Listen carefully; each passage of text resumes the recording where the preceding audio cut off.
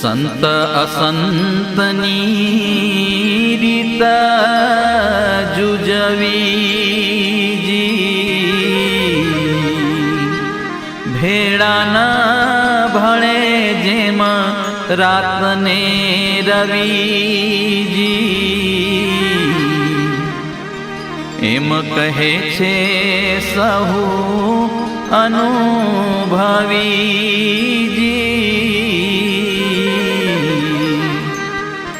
વિધે વિધે વાત તેની કહું વર્ણવીજી।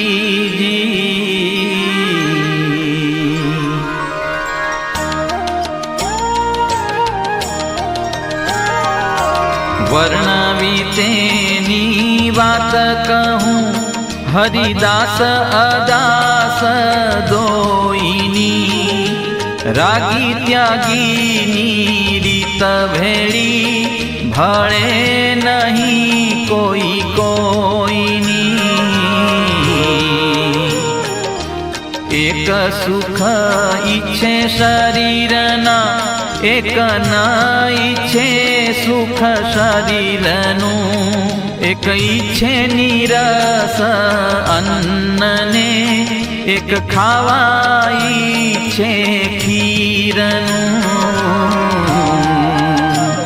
એક ઈચ્છે પુરાણું પટ પહેરવા, એક ઈચ્છે અંબર નવીના, એક ઈચ્છે અંતરે રેવા ઉજળા, એક રહે મને માલીના। એક ઈચ્છે લેવા સુખ લોકના, એક લોક સુખ તે લેખે નહીં, એક ઈચ્છે માયિક મોટપ્યને, એક માયિક મોટપ્યને દેખે નહીં। એક ઈચ્છે જગ જાણીત થાવા, એક ઈચ્છે થાવા અછતું ઘણું, એક ઈચ્છે માનવ ધારવા, એક ઈચ્છે નિરમાનીપણું,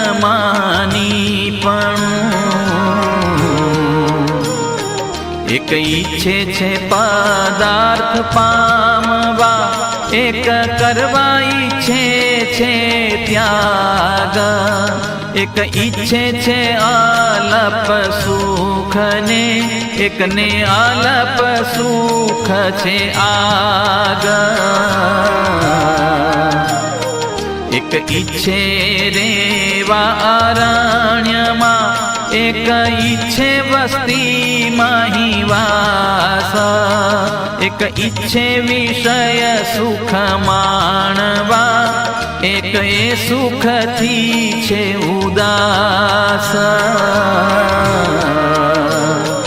એમ ભક્ત અભક્તના ભાવને જુદા જાણજો જરૂર, એકને ન ભળવું ભીડમાં, એકને રેવું હરીશું હજૂર।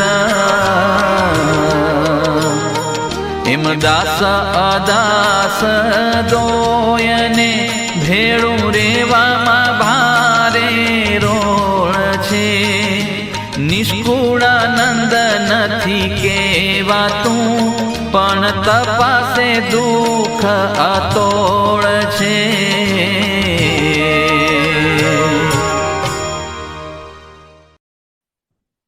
જય શ્યામનારાયણ। સાર સિદ્ધિ કડવું 34। સંત અસંતની રીત જુજવીજી, ભેળા ન ભળે જેમ રાતને રવિજી। સંત અને અસંત, સંસારમાં સત્સંગમાં બધે બે હોય જ, એટલે કીધું છે ને, જ્યાં કાગડો હોય ત્યાં હંસે હોય ને, રાત હોય તો દિવસે હોય, એમ બે તળો વડ ટૂંકમાં હોય એમ। એટલે ભેળા ન ભળે જેમ રાતને રવિજી, રાત હોય ત્યારે સૂર્ય કોઈ દિવસ કોઈ કાળે હોય જ નહીં, બે ભેગા થાય જ નહીં, બે ભેગા થાય, જો સૂર્ય આવે તો રાત નો કહેવાય, રાત આવે તો સૂર્ય નો હોય તો પાછી દિવસ કહેવાય જાય। તો કે એ બે ને ન ભળે, કેટલી હદે સ્વામીએ દ્રષ્ટાંત આપ્યું કે કોઈ કાળે કદાચ ગમે એવું પરિવર્તન આવશે ને તો એ રાત ને સૂર્ય બે ભેગા તો ક્યારેય નહીં થાય, તો તો એટલી જ સચોટ વાત કરી છે કે સંત ને અસંત આ બેને ભેગું તો ક્યારેય પડવાનું જ નથી, જુદા એટલે જુદા જ રહેવાના. એમ કહે છે સૌ અનુભવીજી, વિધે વિધે વાત તેની કહું. આગળ જેટલા અનુભવી થઈ ગયા એ બધા આ જ વાત કરી છે કે સંત ને અસંત ને ભેગું નહીં પડે, એ બે જુદા જ રહે. એક માયાનો જીવ છે અને એક બ્રહ્મનો જીવ છે, એ બેને કોઈ કાળે ભેગું થાય નહીં. વિધે વિધે વાત કહું તે વર્ણવીજી એટલે હું તમને હવે એક આમ સ્પષ્ટ પાડીને આપણે કહીએ ને પાંખે પાંખે તેલ, કે એક એક દ્રષ્ટાંતે સહિત તમને આ વાત હવે હું સમજાવું. વર્ણવી તેની વાત કહું, હરિદાસ અદાસ દોયની. એક હરિનો દાસ હોય અને એક હરિથી વિમુખ એવો. અદાસ એટલે હરિની સન્મુખ ન હોય એવો, દાસ નો એવો. આગળ હોય એટલે વિરોધી શબ્દ થઈ ગયો, દાસ નો વિરોધી શબ્દ. દાસ નથી એવો અને એક હરિદાસ છે, એ બેની વાત તમને હું વિગતવાર વર્ણવીને બતાવું. રાગી ત્યાગીની રીત ભેળી, ભળે નહીં કોઈ કોઈની. એક રાગી છે ને એક ત્યાગી છે, એ બેને ભેગું ભળવાનું નથી. તમે ગમે એટલો પ્રયત્ન કરશો કે ગમે એટલું સુધારવાની કોશિશ કરશો, પણ એક રાગી છે અને એક ત્યાગી છે, એ બેનું કોઈ કાળે ભેગું ભળવાનું નથી. એક સુખ ઈચ્છે શરીરના, એક ના ઈચ્છે સુખ શરીરથી. હવે એકને શરીરનું જ સુખ જોઈએ છે, મને આવી પથારી જોઈ, મને આવી નીચે ગાદી જોઈને, મને બહુ ગરમી લાગે તો એસી જોશે ને પંખો જોશે ને. એકને એવું જોઈએ, એકને શરીરનું સુખ જ ન જોતું, એટલે એને ઈ રફ એન્ડ ટફ હોય. એક ઈચ્છે નિરસન ને એક ખાવા ઈચ્છે ખીરનું. એકને તો રસાસ્વાદ જીતવાનો છે, તે જોડી ભેગું કરી ચોડાવી નહીં જમવાનું, કે પછી ગળ્યા ચીકણા મૂકવાના નિયમ લેવડાવે લે. સારી વસ્તુનો ત્યાગ કરી બને એટલી ઓછી વસ્તુથી ગુજરાન કરે. અને એકને તો નિત્યનવીન હવાર હારું નવું જોતું હોય. પછી એક કંપની ભેગી થઈને એવી વાત કરે કે આપણે આ ન ખવાય, આગળ વધવું હોય તો એક કે લે આય ન ખવાય, તો કે ના આય ન ખવાય, તો વળી કે લે આય ન ખવાય, તો કે આ એ ન ખાય. તો એક ભેગા થઈને ચર્ચા કરતા હોય, આ કેવી રીતે બનાવ્યું તમે? એટલે એક એવું ભેગા થઈને સરસ સરસ બધી વિધની આઈટમો જમીને પછી એકબીજા ચર્ચા કરતા જાય ને જમતા જાય કે આ કેવી રીતે બનાવ્યું. અને પછી એને વળી એમ થાય તો સારું આપણે આજ કે કાલ છે ને શીખવાડજો, આપણે બધા બનાવશું. અને એક છે એ કોક વાત કાઢે તો શેના માટે જમવાનું છે? પેટ ભરવા માટે. એટલે એ બેનો ક્યાં મેળ પડે એમ. એક કહેશે કે નિરસન જમો ને એક તો ખીર ખાવા ઈચ્છે છે, એટલે એ બેનું ભેગું ભળવાનું નથી. એક ઈચ્છે પુરાણું પટ પહેરવાની, એક ઈચ્છે અંબર નવીન. એકને જૂના વસ્ત્રમાં જ વધારે રસ છે કે નહીં બહુ આપણે ચમક ચમક વાળા ને એવા વસ્ત્ર આપણે ન પહેરાય. આપણા તો કે વસ્ત્ર સાદગી વાળા હોવા જોઈએ, કારણ કે દરેક કલરની આપણા મન ઉપર અસર પડતી હોય છે. એટલે તો આપણે તિરંગામાં 3 કલર રાખ્યા છે. એક શાંતિનું પ્રતીક છે, એક હરિયાળીનું પ્રતીક છે, ને એક સુરવીરતાનું પ્રતીક છે. પછી આપણે કાયમ કહીએ છીએ કે ઓલા એક આખલાની લડાઈ હોય અને લાલ કપડું ખાલી બતાવવામાં આવે છે અને એ ઉત્તેજિત થઈ જાય છે. પછી આજે તો રોગ માટે તે કલર થેરાપીનો પ્રયોગ કરવામાં આવે છે. તો કે એકને તો સમય હોય તો સારા સારા વસ્ત્ર પહેરવા જોઈએ, ગૃહસ્થને તો એની શોભા પ્રમાણે રહેવું જ પડે. તો આપણે એવા તો ઘણી વાર દ્રષ્ટાંત થાય, પાછે ઘર પ્રમાણે સાડી પહેરવી પડે. તો જઈને માંગીનો લાન કયો, લાવ ભાઈ 25,000 મારું બજેટ છે, એની સાડી આપ. લઈને સીધી એને મૂકી, લઈને હાલતા થવાનું. ખાલી એટલું જ જોવાનું કે ડેમેજ નથી ને. પણ આપણે તો 50 દુકાન ફરવું હોય, પાછી ખભે નાખી નાખીને જોવું, બીજાને બતાવવું કરવું હોય, તો કે એમાં ક્યાં મેળ પડે? એકને આવવું જોઈએ ને એકને આવવું જોઈએ. એટલે સંત અસંતની વિકતિ બતાવે છે. પછી એ આપણા ઉપર છે કે હવે આપણે કોને ચોઈસ કરવા. એક ઈચ્છે અંતરે રહેવા ઉજળા, એક રહે મને મળી. એકને એમ છે કે બાહ્ય મારો દેખાવ નથી, મારે બ્યુટી પાર્લરમાં જઈને બતાવવાનો, મારા અંતરને ઉજળું બનાવવાનું. મહારાજને મુક્તો તો મારું અંતર જોવાના છે, અંતર ચોખ્ખું હશે તો આવીને બિરાજમાન થશે. અને એક તો ઉપરથી બહુ આમ સુઘડ સુફળ સરસ છે, પણ મનના તો મેલા, એટલે આમ દંભ કપટ છળ કપટ એવું ઉપરથી આપણે ધર્મ પાડીએ, અંદરથી આપણે પાછા કઈ હોઈએ. તો કે એક એવા છે. એક ઈચ્છે લેવા સુખ લોકના, એક લોક સુખ તે લેખે નહીં. એક તો કેવા ઈચ્છે તો કે આ લોકના બધા સુખ લેવા હોય એને. અને જે સંત છે એ કેવા હોય તો કે આ લોકનું સુખ તો એને નજરમાં ન આવે, લેખામાં ન આવે એમ. એક ઈચ્છે માઇક મોટપ ને એક માઇક મોટપ ને દેખે નહીં. એકને તો આ લોકમાં મોટા થવાનું તાન હોય, આગળ જઈને બેસવું, મોટા થવું ગયું. અને એકને તો માઇક મોટપ એની નજરમાં નથી આવતી, જો એની સામું જોતાય નથી. એક ઈચ્છે જગ જાણીત થવા, એક ઈચ્છે થવા અછતું ઘણું. એકને તો જગમાં હું પ્રસિદ્ધ થવું એવા રાગ હોય. એ કોણ હોય? અસંત હોય એની વાત છે. અને જે સંત હોય કેવા હોય? તો કે એને તો જેમ બને ને એકાંતમાં રહેવું હોય, એને બહાર જાહેર જીવનમાં આવવામાં રસ જ ન હોય. તો કે જે અસંત છે એ કેવા હોય? એક ઈચ્છે માન વધારવા, તો કે અસંત હોય ને એને તો કામ થોડું કરે ને માન વધાર જોઈતું હોય. અને એક ઈચ્છે નિર્માની, પણ જે સંત છે ને તો કામ કરે તો એ બોલે નહીં, એમ ખબર પણ ન પડવા દે એવા નિર્માની રે. એક ઈચ્છે છે પદાર્થ પામવા, એક કરવા ઈચ્છે છે ત્યાં અસંત છે ને એની તો એક જ નજર હોય, આ તમારું કપડું સરસ છે, હા તમે ઓલું બહુ સરસ બનાવો, એટલે પછી ફૂલ ચડે કે જો એમને બહુ જ ગમે એટલે બીજી વાર બનાવીને ભક્તો લાવે ને. અને એક છે એ તો એનો બધા પદાર્થનો ત્યાગ કરવામાં જ એને તો રસ હોય. એક ઈચ્છે છે અલ્પ સુખ ને, એક જે અસંત છે ને અલ્પ એવું નાનું એવું સુખ ઈચ્છે છે.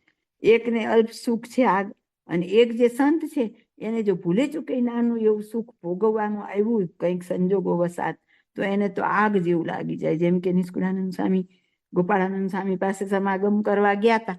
પછી ગોપાળાનંદ સ્વામીને તો બધી ત્યાં રસોઈ વિધની બધા આપી જાય, અને નિષ્કુળાનંદ સ્વામી પધારેલા હરિભક્તોને તો આનંદ હોય કે આપણે સંતોને રસોઈ આપીએ.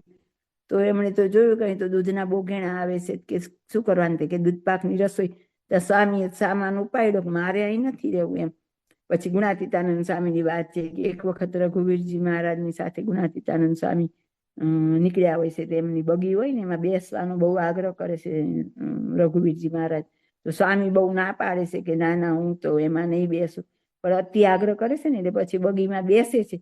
પછી રઘુવીરજી મહારાજને કોઈ હરિભક્તે પેંડા આપેલા હોય, રઘુવીરજી મહારાજ ખોલીને સ્વામીને આપે છે, ડબ્બો ખોલીને કે સ્વામી લો એક પેંડો. તો સ્વામી તો આમ આમ મૂંઝાઈ જાય છે એકદમ, અને બોલવું શું. પછી રઘુવીરજી મહારાજ બીજી વાર આગ્રહ કરે છે ને તો સ્વામી બે હાથ જોડીને ના પાડે છે કે નહીં બાપજી, મારાથી પેંડો તો નહીં જમાય એમ. તો પછી રઘુવીરજી મહારાજ આગ્રહ કરે છે એટલે તમારા જેવા સંત જમે તો આની, એટલે એવું હોય ને ગરીબ ભક્તની બિચારાની સેવા પહોંચે ને આટલામાં સ્વામી શું થઈ જવાનું છે, એક પેંડામાં શું હું આપું છું ને પ્રસાદી તરીકે એક પેંડો લો ને લો. પછી તો ગુણાતીતાનંદ સ્વામીને તો એમ થયું કે ધર્મ સંકટ આવ્યું. એ હાથ જોડીને વિનંતીના સુરમાં કે નહીં, મને તો આમ આંખ ભીની થઈ જાય કે આટલું બધું દુઃખ એમ. તો કે મને એકલ શૃંગી યાદ આવી ગયા કે જેને શું વિષય સુખ કહેવાય જોયું જ નહોતું, એને સારું અન્ન શું કહેવાય ખબર નહોતી. એને બદલે ધીમે ધીમે પડી ગયા તો ઠેઠ રાજમાં રહેવા જતા રહ્યા, અને રાજકુમારી સાથે લગ્ન કરી લીધા. તો કે મને ઈ યાદ આવી ગયું. એટલે એવો ત્યાગ વૈરાગ્ય હોય ને એવા સંતને તો આટલું અલ્પ એવું સુખ પણ ન ગમે, એને તો આગ લાગી જાય એમ. એવું એને કદાચ કોઈ સંજોગોમાં કોઈની સેમાં આવીને લેવું પડે ને, ગ્રહણ કરવું પડે ને, તો એમને એમ થઈ જાય કે આજ મેં કેવડી મોટી ભૂલ કરી નાખી એમ.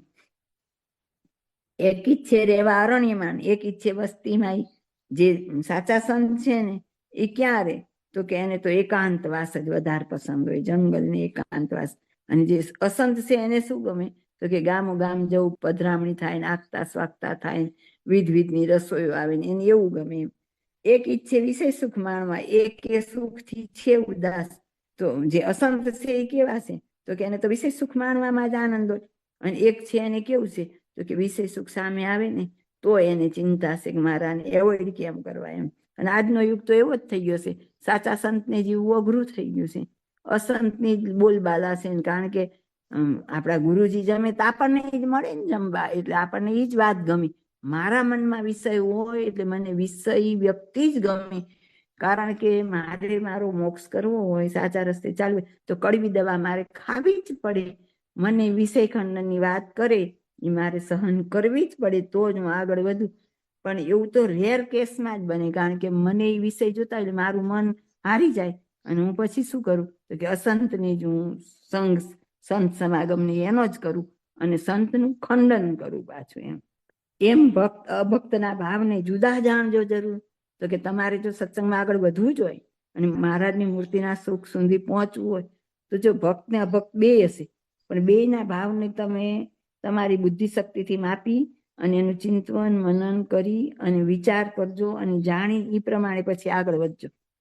એકને ભળવું ભીડમાં, એકને રહેવું હરીશું હજુર, એકને તો સમૂહમાં વસ્તીમાં સમાગમ સંત સમાગમ કરે કે કાર્ય સત્સંગ કર્યા કરે, નિત નવા ઉત્સવ સમયાની પ્રવૃત્તિ કરવી, ગુરુકુળ બાંધવાનું, ટૂંકમાં પ્રવૃત્તિશીલ જ એને રહેવું છે.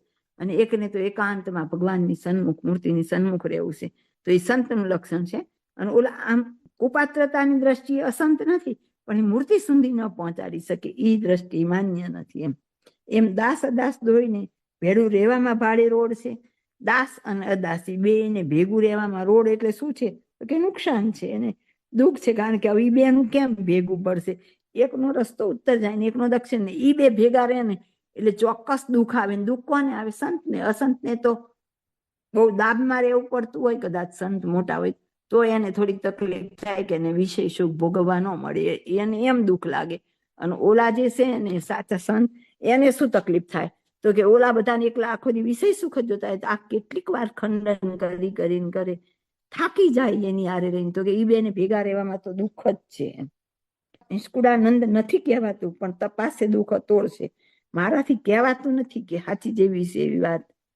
આપણે હજી જેમ છે એમ બોલાતું તો નથી, પણ કે તપાસે તો દુઃખ તોડશે. જો એકવાર ઊંડા ઉતરીને તપાસશો તો અત્યારે પંચ વિષયના સુખ મળે એવા સંતનો સમાગમ કરશો તો 4 દિવસની ચાંદની છે, તમને વાંધો નહીં આવે. અત્યારે આનંદ મળશે, હા જલસા કર્યા, બહુ મજા આવી, બહુ આનંદ આવ્યો, પણ આગળ દુઃખ અતોડ એટલે તોલ ન થાય, જેનું માપ જ ન નીકળે. એમ આપણે અત્યારે એમ કઈ ક્વિન્ટલ કે આટલા તે એવું કઈ નીકળે નહીં, એટલું દુઃખ આગળ તમારા માટે ઊભું છે. એટલે સ્વામી આપણને સંત અને અસંતની ઓળખાણ આપે છે. ને સાર સિદ્ધિ તો કે બધા જ આપણી જેટલી કઈ આપણી ભક્તિ ને બધા નવધા ભક્તિના બધા સાધન હતા, પ્રભુ પ્રસન્નતાના સાધન હતા, એ બધાનો સાર કાઢીને આપણી પાસે મૂક્યો છે. અને જેમ અષ્ટસિદ્ધિ ને નવનિધિ છે ને, એમ આ આપણો ભક્તિ માર્ગનો સારની સિદ્ધિ કરીને આપી છે આપણને, કે આ એક એક ડગલું તમારે તપાસવું જ પડે. પછી મૂર્ખાની જેમ કે અજ્ઞાની જેમ બસ આપણે ભગવાનનું નામ લેવું, કોઈનો અવગુણ લેવો, કોઈનો દોષ ન જોવો, તો આમાં તમે ક્યાં ના ક્યાં ખેંચી જાઓ. એટલે આ બધા જ પાસા જોતા જોતા આગળ ચાલવું પડે. જય સ્વામિનારાયણ.